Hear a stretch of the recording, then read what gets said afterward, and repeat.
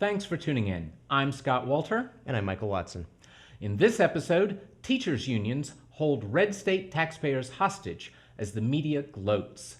This is the InfluenceWatch podcast.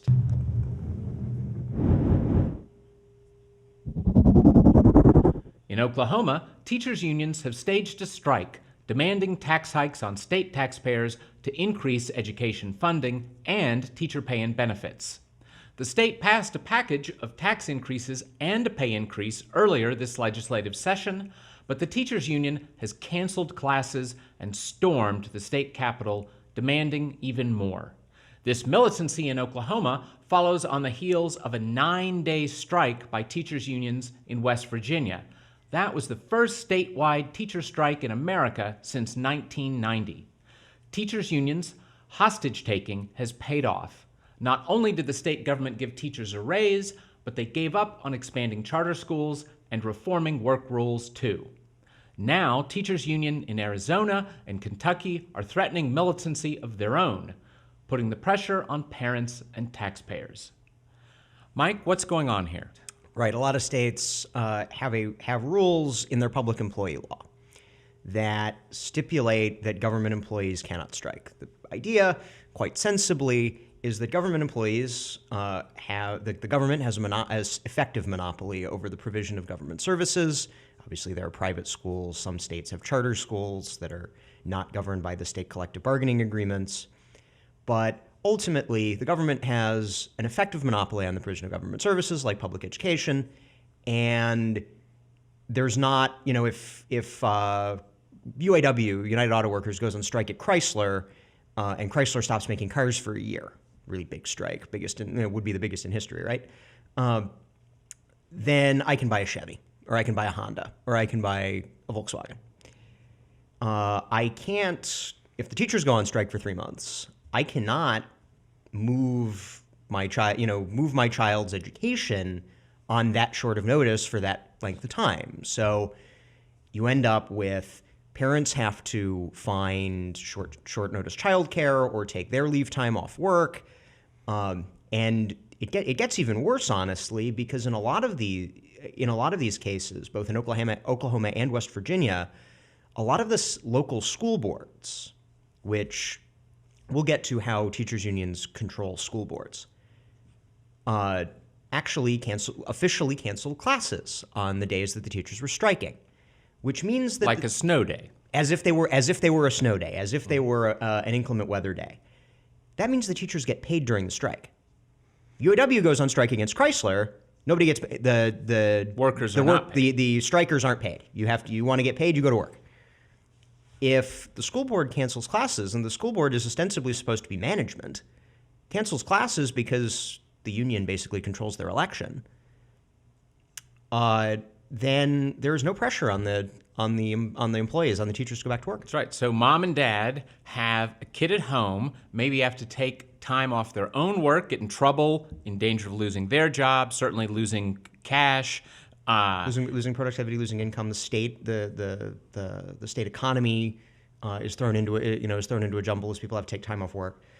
And all the while, the teachers are being paid not to work because the school board has said, you guys are going off on strike, which means more money for us because you're striking for changes to government policy, not as much as you're striking for changes to your pay and working conditions.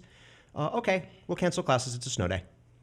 Yeah. So and they did do that for day after day after day in the case of West Virginia. So this is another instance of a word that we don't use enough, I think, or people don't fully appreciate when it comes to government employees, especially unionized ones. They have a monopoly, and if General Motors had a monopoly, there'd be all kinds of people up in arms, understandably. I don't want the government to grant General Motors a monopoly. In years past, there was one single phone company, and it enjoyed a monopoly thanks to the government, and you didn't have any other choice for your phone service. And that was not a good thing for average Americans. So monopoly power for state government employees sounds like it's a pretty dangerous and harmful thing to most of the rest of us. Absolutely. And that's before you consider, and we will get to that, the political power and the political authority that these government worker unions are able to leverage both at the state and especially at the local level. Yep. I will say real quick, well, I know we're going to deeper later, but the people often don't appreciate that even in states you consider very Republican, very conservative, it's still the case there. I mean, nobody's shocked that New York City government worker unions are powerful. Of course they're powerful in New York City. But my favorite example on that is the state of Wyoming. Now, this was the state that sent Dick Cheney, notorious conservative Republican, to Congress term after term after term. Sends Liz Cheney to Congress right now. Yes, exactly. Now sends another Cheney family member to Congress. It's one of the most rural, least densely populated states in the country. I'm sure that its rate of gun ownership and NRA membership is exceedingly high. Good, solid, cowboy, conservative state. And yet, what is the largest employer in every county in the state of Wyoming? The school board. I was going to say the public school schools, system. yes. Which explains why, and I haven't looked at the numbers in recent years, but 10 or 15 years ago when I looked at the numbers, there was one regular charter school in the state of Wyoming, just one. And charter schools, of course, people need to understand, every single charter school is a public government-funded school. It is publicly government-funded, but it is run independently, and most importantly for the discussion we're having today about teachers' unions, it is independent of the union agreement for the local school board. Yes, once in a while a charter gets unionized by itself. Right, they may be unionized as any other employer, but just for that one, or charter the schools school are or sometimes the a chain, or the network, the chain of schools in one jurisdiction. So the point being that a charter school is at least some degree of challenge to the government school monopoly. Yes. And even though it is, in fact, absolutely a government school. Even though it is a government-funded school, it does provide competition to the government worker union monopoly. That's right. So we're going to talk a lot about teachers' unions today, but it's important to remember that teachers' unions are only one part of what the experts in education refer to the blob, which is the larger system that is the entirety of government-run schools.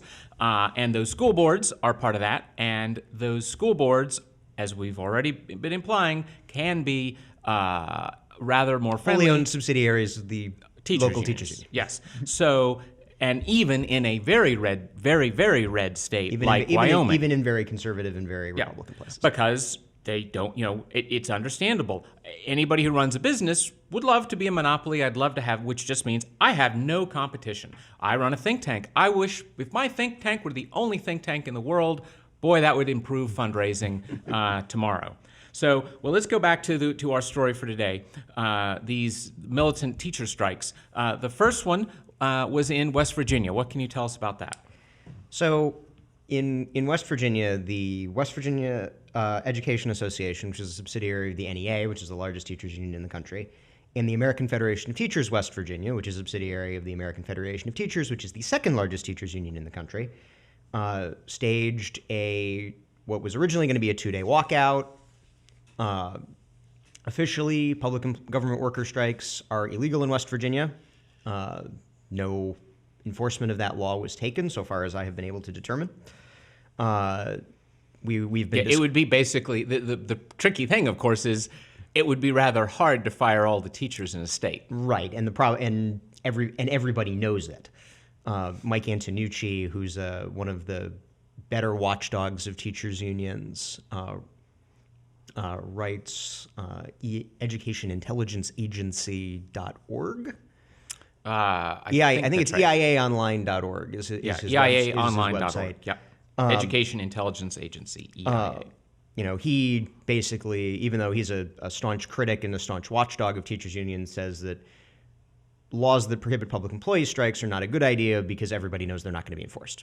And although I kind of disagree, I believe that because of the monopoly position that government services have, that strikes are not an appropriate form of labor relations.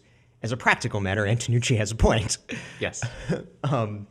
And the teachers' unions know that. And then the other issue in West Virginia, we've been discussing school boards. The school boards all did the snow day trick on the days that the teachers were walking out. So they got paid. They were not in any way harmed for their demonstration. And because of this alliance between the school boards and the teachers' union, the state government had to abjectly capitulate. The state government agreed. Not only the state government negotiated a raise. Okay, fine. West Virginia teachers are not very well paid. West Virginia is a very poor state. It doesn't have a great deal of economic capacity, especially as coal mines the ones that aren't exhausted are seeing reduced demand as a lot of our electricity generation shifts over to natural gas. Okay, fine. A pay rise, whatever. But also, and more importantly, any sort of reforms, we've been discussing charter schools as a competition to the government worker monopoly. We've been discussing, we haven't been discussing yet, pensions, which are a long-term drag on state finances and state services that taxpayers expect that they're paying for. All reforms to that are now out the window, at least for the time being. Yep, and that is, I'm glad you brought that up because, again, the average American sympathizes with teachers. It's not an easy job to be a teacher. Most teachers are doing good work, and that's terrific. But, of course, the unions exist supremely not for the average, solid, good teacher, but for the extreme bad teacher who can never be gotten rid of. The bad teacher relies on the teachers' union way more than a good teacher relies on the teachers' union. Yes. A good teacher could, if they wish to stay in the profession that was non-union, they would be a target to be retained. They would, principals would want to keep them. That would probably improve their compensation. Bad teachers would be targets for termination. And they rely on the work rules. They rely on the seniority schedule that puts all the teachers in the same boat that the union demands. Yeah. So we have great sympathy for the average, solid, good teacher doing a hard job that's never going to be fabulously well paid. But it's important to remember the unions are the ones hurting those. So if you're a good teacher and you get a student in your class this year who was taught by a lousy teacher last year who should have been fired, your job is much harder because last year's seniority-protected, union-protected teacher did not do her job. And the other thing, too, is that, as you point out, there are the benefits. And, to prepare for this podcast, I read thousands of words of news coverage of all these things. I saw the most fleeting mention of the healthcare benefits of teachers, only to be mentioned that the unions wanted more and better. I didn't see any comparison of the average teacher's cost of health insurance versus the average West Virginian. So, I am sure that the West Virginia teachers would like nicer health care and for less cost. But I'd like to hear, how does that compare to the average coal miner in West Virginia, the average waitress in West Virginia, the average truck driver in West Virginia? Are they getting as lovely a package of health care benefits? Because they're paying for the teachers' health care benefits. And for that matter, are the teachers paying at all? I don't know because the coverage was so poor. In many cases, government workers pay little to nothing into their for the cost of their own healthcare benefits. I have to pay 30% of the cost. I'm lucky. My company's generous. It pays 70%, but I have to pay 30%. There are not many teachers unions that have contracts where teachers are paying 30% of their healthcare benefits. And then you mentioned pensions, which is even greater. If I may riff for a little bit on pensions, if you want to know why the state of Illinois will go bankrupt in your lifetime, in my lifetime, not just in my lifetime, it might be they go bankrupt multiple times. The reason that Illinois is fiscally insolvent. The reason that New York, Connecticut more so than New York, are following them. Connecticut not too distantly, New York a little bit in the haze. The amount of promises that have been made, these pensions for government workers, including teachers, that were made many years ago when government worker collective bargaining started. The state government and local governments thought, okay, they're state and local governments, it's public finance. We'll kick our expenditures and our revenue raising down the road to some future legislature after I'm dead. And so they promised these lavish pensions, and now the bills are coming due. And now these contracts are set in stone. The unions, using both political power and monopoly power to strike, are prevent any and all reform. And again, you see in places that have gone already over the cliff, places like Detroit, places like Puerto Rico, where the government can't perform its normal services. The government has to close fire stations. The government has to close schools to pay the retired workers. Yes. Now, and again, it is an outrageous failure of our fine mainstream news media that in all these reports, I never saw any discussion of pensions for the teachers, although I bet that was one of the things that they were fighting about. And nor did I see any of the legitimate comparisons. I don't know what age you can retire as a teacher at West Virginia, but off the top of my head, I bet you it's somewhere in your 50s, or it's after 20, 25 years of service or something like that. I mean, more importantly than necessarily what age you can retire, when you retire, how much you get. You get a check. You get a check from the government, and you don't have to. The principal portion of my retirement is money I have laid aside that I have put in essentially the stock market, the stock and the bond market, in a 401k, and it is, what happens to that is decided by the vagaries of the economy. I don't have the state government and my teachers union promising that they will come hold it, essentially. I mean, if you refuse to pay your taxes, men with guns come to your house, holding a gun to people like me, taking money out of my pocket and giving it to you.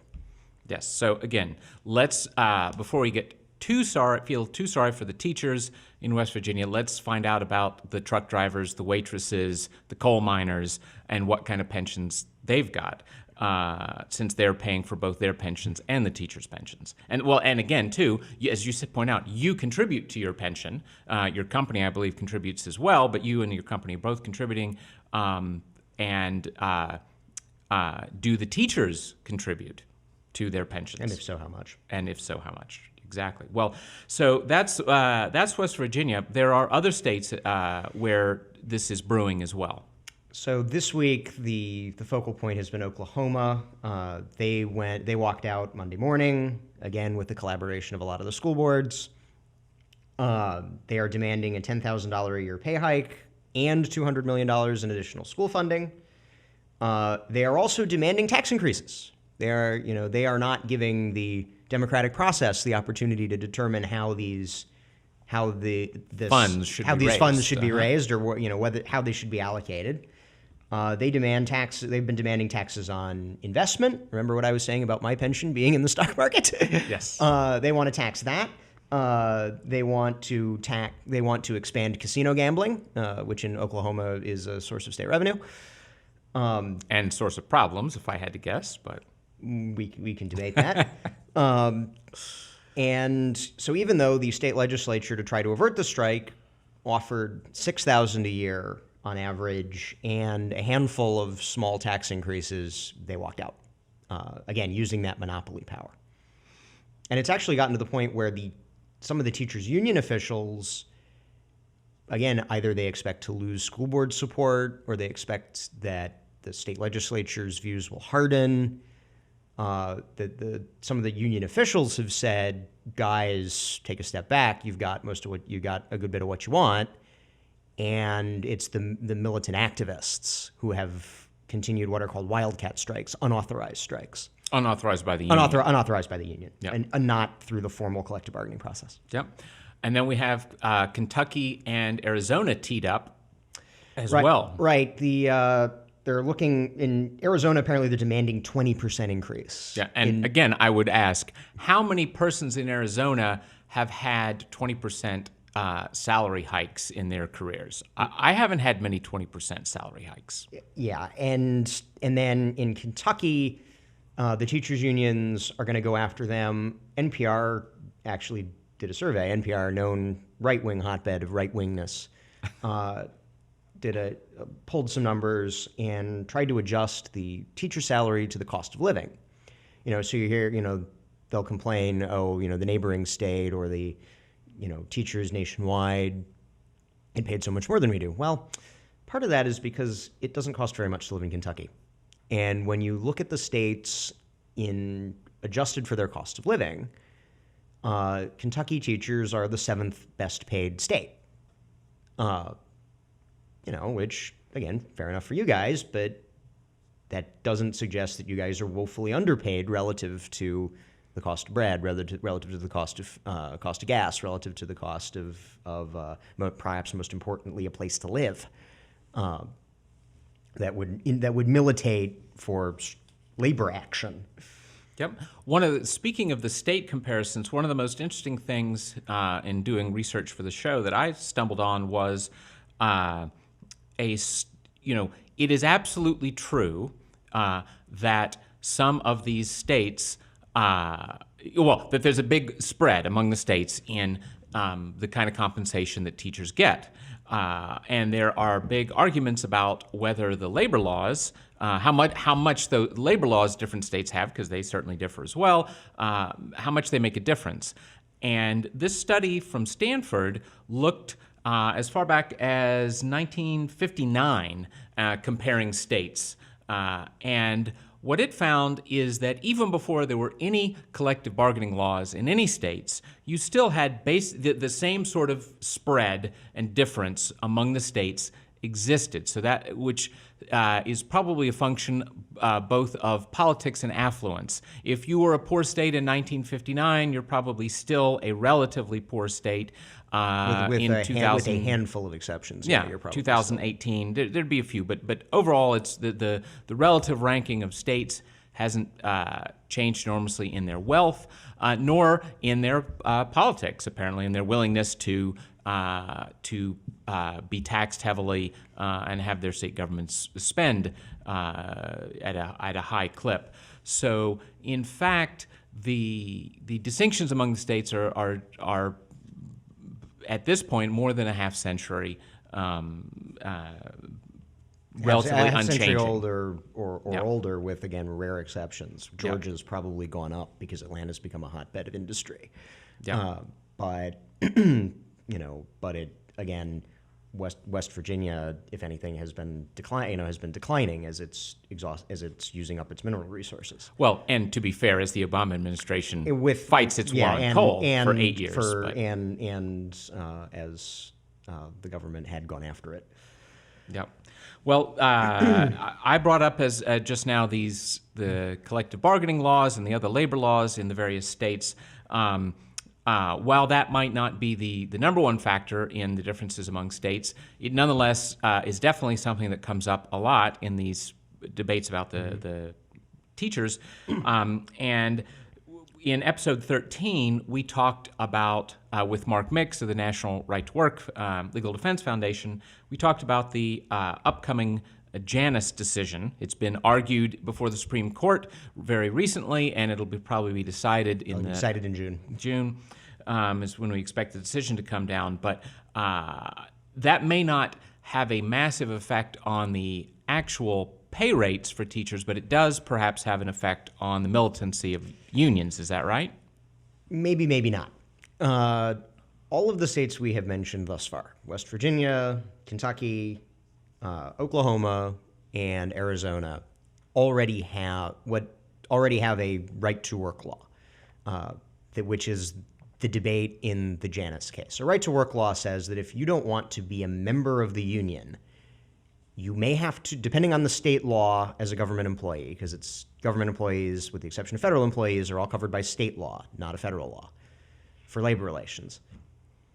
As a state employee, if you do not wish to be a member of the union, if there is a right to work law, you do not have to pay the union. You may have to accept the union contract and union representation, but you do not have to pay them. The unions want the union contract and the union representation. If you want more detail on that, go to episode 13. But the simple one-sentence explanation is monopolies bring power. Monopolies bring power is a very good one-sentence explanation. Yes. And again, when corporations get monopolies, people rightly object strenuously. So the Janus decision, whichever way it goes, won't affect these 4 states. And I think that shows that obviously the unions claim that, Janus will destroy us and all the workers will be, thrown into sweatshops is abjectly false. But it shows that also there is militancy within the union, not just from the top down. And as the national political environment, I think the national political environment will have a lot more to do with how the militancy develops than the Janus case. Yes, and just to spin that out a bit, the national political environment matters to the teachers' unions because the 2 largest, the National Education Association, NEA, and American Federation of Teachers, AFT, they are massive players in national politics, both in terms of foot soldiers and especially in terms of cash. I can give you the numbers on cash. Since 1990, the Open Secrets database has tracked all the federal campaign spending by the political action committees associated and controlled by these labor unions and corporations and corporations and people who are also people who are employees of any of these entities. The NEA since 1990 has contributed $124 million. Of which 97% has been to Democrats. That is the 3rd largest organizational contributor in that time. The NEA is so well tied to the left that the Democracy Alliance, which you can read about on InfluenceWatch.org, which is the big donor convening of liberals, includes guys like George Soros, David Desjardins, who is one of the Google guys. The chairman of the board of the Democracy Alliance is John C. Stocks, the executive director of the NEA. Yes. The AFT, they're a little bit smaller, 111 million, 99.7 to Democrats. Yes. Their president, Randy Weingarten, is reportedly a member of the Democracy Alliance in her official capacity as president of the AFT.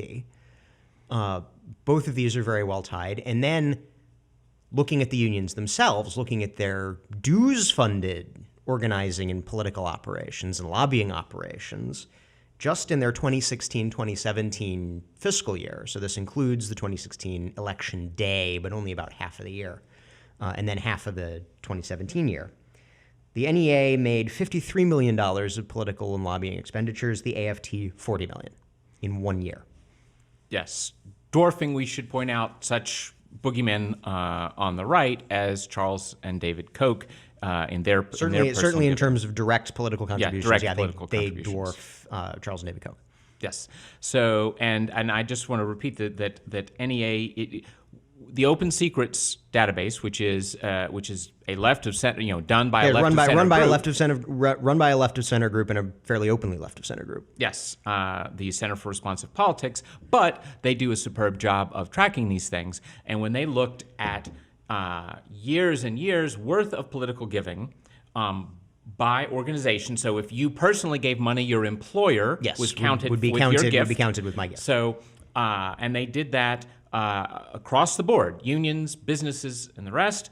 And they came up with their top 10, and the teachers' unions, both the teachers' unions, were in the top 10, giving virtually 100% of their money to Democrats. Now, that Number, raises... number 3 for the NEA, number 7 for the AFT, Yes. as of last I checked. Yes, and by the way, number 1 was also a union, the SEIU, which is certainly... They may have since been passed by Tom Steyer, but Yes. they're in the top 2.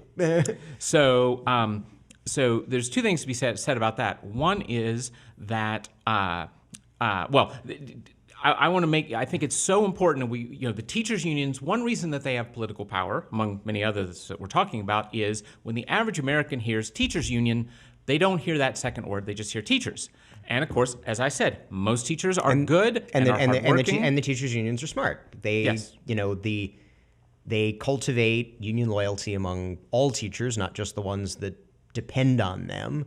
And when it comes time to do some militancy or to advocate for a school board candidate, you send out the teacher of the year because you've cultivated that loyalty. Again, it's politics and they're good at it. Yes. So when the average American hears teachers union, he only hears teachers, and he thinks of the nice little old lady who taught him to read. He thinks of his kids' teachers. And his kids' who teachers. are broadly good, who are Most of them good. broadly Yep. good, unless you're particularly unfortunate. Yes. But the thing to remember, 2 things to remember there is, one is you're actually talking about political behemoths like the NEA and the AFT, which, as we say, are staggeringly powerful politically. And the second thing is, let's think for a second about those numbers. You said the NEA gave 97% of its money to Democrats, and the AFT gave 99.7% to Democrats, but no survey has ever found that among those nice, ordinary teachers out there working hard day in and day out, 97% and 99.7% are not themselves Democrats. The numbers I read, which I am recalling off the top of my head, so they may be off by many points, but not that many points. Say it's something like 70-30 among NEA members. Yes. Mike Antonucci of EIAOnline.org, Education Intelligence Agency, has, I believe that was the source of the numbers, and if such numbers exist, he has them. Yes. But I believe it was 70-30. Yes. So again, the unions are not treating their ordinary teachers well. The other thing we should say quickly, speaking of numbers, because the Center for Union Facts, which we both have friends working for, but they're another good spot for statistics on this. And some years back, they did studies of some of the largest school districts in the country to try to figure out what percentage of teachers ever get fired. Because again, absolutely true. Most teachers work hard and do a decent job, but in those large school districts, you found the kind of numbers approaching 100%. Well, this was 2009. Big expose in the New Yorker of the New York City school discipline system. It has been tweaked around the edges since then. My understanding is it remains fundamentally the same.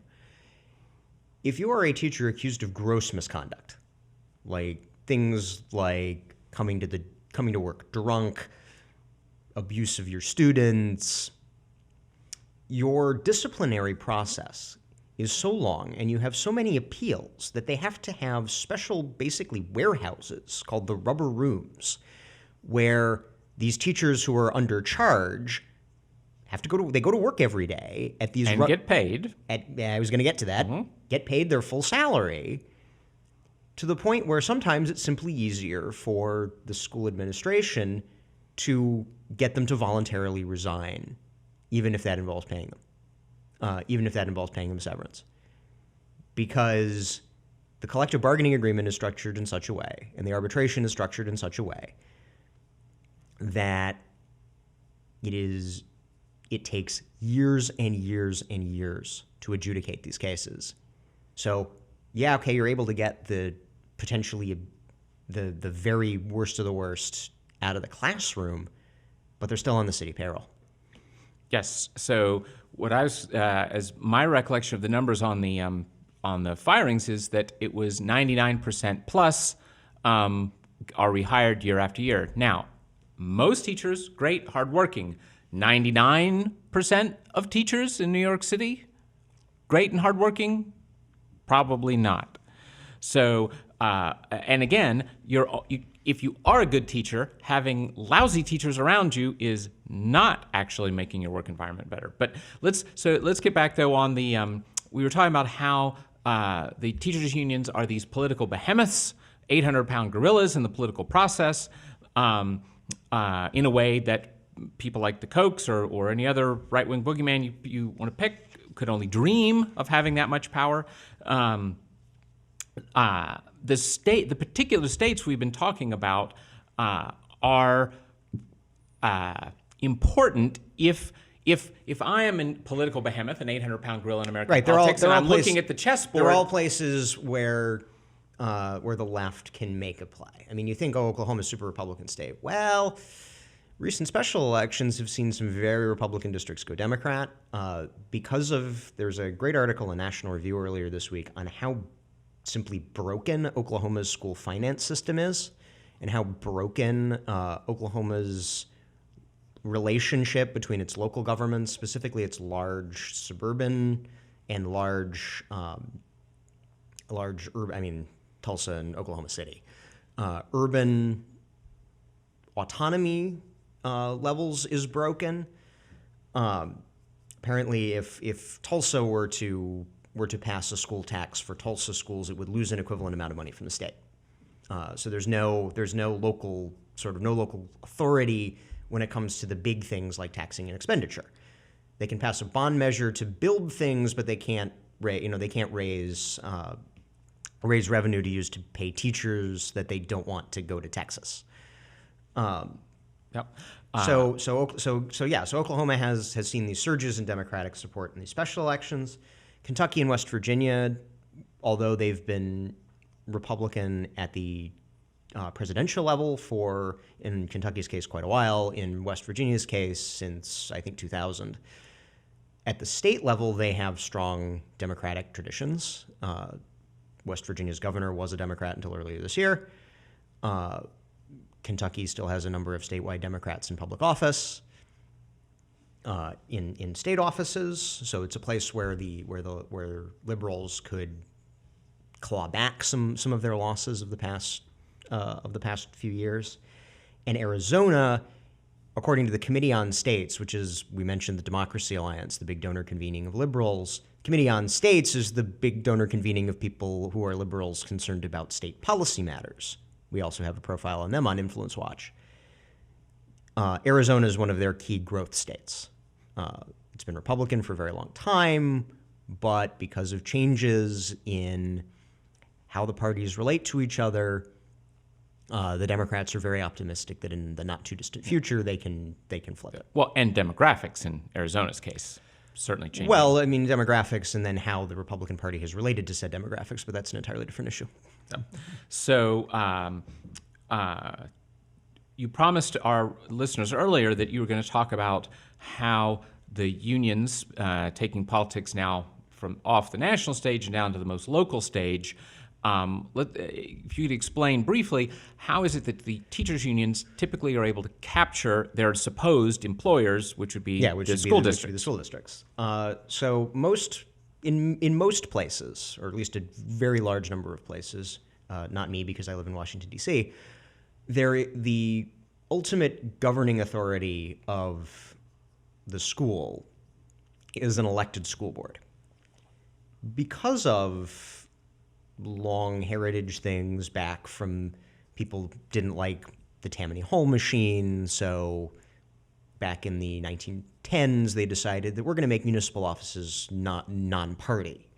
Obviously you're going to have conservatives and liberals and progressives and communists and whatever running, but we're not going to put those names on. We're not going to put lines on the ballot. We're going to try to take the party machines out of the local election process. And they did it in large part for school boards. Back where I used to live in Virginia, where you live in Virginia, it's nonpartisan, out of cycle school board elections. Is that correct for Loudoun? Yep. Because it was for Chesapeake. Mm-hmm. If you are a 800-pound gorilla interest group with a lot of highly motivated people who are highly motivated in the outcome of the election, this is a perfect setup for you, because Your endorsement carries weight, not only with your highly motivated members, but you can say, so and so is teachers endorsed. The campaign material doesn't have to be entirely honest. And then you get your guys elected. And in order to make sure that you aren't swamped by an unfavorable national or unfavorable state political environment, you can schedule the elections. You can use your authority over municipal government, over these nonpartisan municipal governments that a lot of voters don't have a great deal of knowledge about. One of the defenses of parties is that the endorsement of a party suggests broadly that this candidate believes this sort of stuff and this other candidate believes this other sort of stuff. So as low information as a voter may be normally, take those party identifiers away and he's even lower information. He has to do a lot of research in order to know. And maybe that's a good thing. Maybe you have a more informed electorate, but in practice, maybe not so much. Yeah. Well, we talk about influencers on this show and the way special interests get capture government and use it for their ends. Perhaps the single most critical factor in all of that is the fact that the people who are getting the special interests, who get a special interest who gets unfair government benefit, knows profoundly about that, is highly motivated to defend it, and whereas the rest of us, for any given particular knowledge and motivation create honest graft. Yes. What was called by Gilded Age politicians honest graft. Their returns from acting on behalf of a special interest. And then, to continue the story about school boards. So the elections are scheduled out of cycle. I don't know when. I assume you guys don't have November elections in Loudoun for school boards. I'm embarrassed to say I've forgotten now, but it's definitely not. It's off years. Yeah, the fact that the president of a political-ish, public policy research organization cannot, off the top of his head, say when school board elections are. I bet every teachers union member and every teachers union official can say off the top of his head when his local school board elections are. Yes. And to be fair, the wife of my children could tell you in a second and would have the email addresses for some of those school board officials. But yes, but they are often outside the normal November elections, even if you're a Virginian and you vote every single November.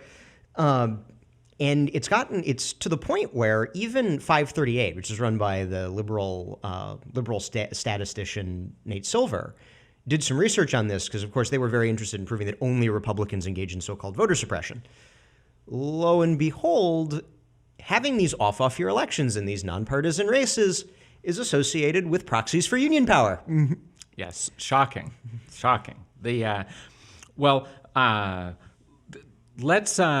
talk a bit about the single biggest issue in these strikes that we've been discussing, and that is the teacher compensation. I'm going to ask you to add some thoughts here. The first thought I'm going to add is, again, people have got to understand that teachers and teachers unions are not the same thing, because if you are, good teachers, really good teachers, make a huge difference. I can say as somebody who's spent many years in education reform work, there is no doubt whatsoever from empirical evidence that a really good teacher makes a really big difference in your kids' school life and learning. So if in the rest of the world, if I am really good at what I do, I get to be paid a premium. And yet one of the most vigorous fights teachers unions always make is they despise any kind of merit pay that would precisely reward the great teachers for doing great jobs. So what are the other problems with teacher compensation? One of the other big problems is how it structures throughout a teacher's career. And when you add in pensions, it gets even worse. The way that teacher compensation has been structured by the teachers union is that the pay is directly correlated with seniority, with how long you've been teaching. Your improvement as a teacher, actually, you hit your, and with most professions, doctors and lawyers apparently follow a similar progression schedule. Sometime about mid-career, you've kind of gained all your knowledge of experience, and then however good you are then is how good you are. So what this results in is that teachers early in their career are actually severely undercompensated. They're gaining knowledge faster than their pay scale is catching up with them. But then later in their career, maybe they're overcompensated. And then their pensions, because they're set up by the teachers' unions to be these so-called defined benefit, the government pays you out once you've made a certain number of years. Guaranteed. Guaranteed for life, regardless of the stock market return. That any early career teachers who decide, you know what, I'm done with this. I'm underpaid. I need to move to a different jurisdiction. You know what? I'm going to become a textbook editor. I'm going to become I'm going to go work in a private school. Then they get none of the pension. They get nothing back from their pension benefit. My previous job had a similar 401k system to what we have now.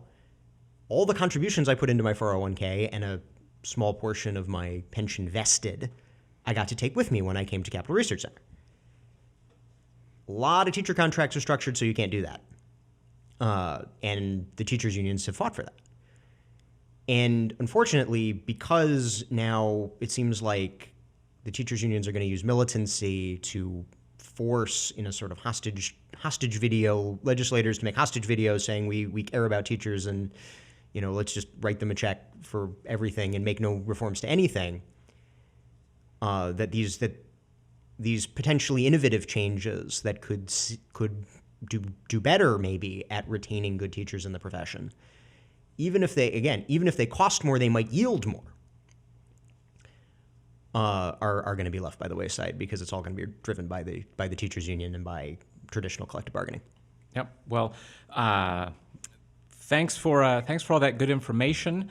Perhaps on a different show, we can talk about some of the top reform efforts that are being undertaken, many by good donors, many by good nonprofit groups. Although it's inherently a very difficult thing. And by the way, speaking as a parent, I have to say parents are partly to blame as well for our education problems in America. That matters too. But it's so clear that this sclerotic old-style system that nobody thinks the entire economy ought to be run like this, and it certainly is the case that in something like schooling, you don't want one size fits all. Anybody who has more than one child knows just how wildly different the needs are of different children, and that different schools at different times can be incredibly valuable. And there needs to be more competition in the school system if you're going to have these kind of reforms, if great teachers are going to be rewarded the way they deserve to, if terrible teachers are going to be fired the way they deserve to. Or fired or encouraged to choose a different profession. Yes. So all that's going to require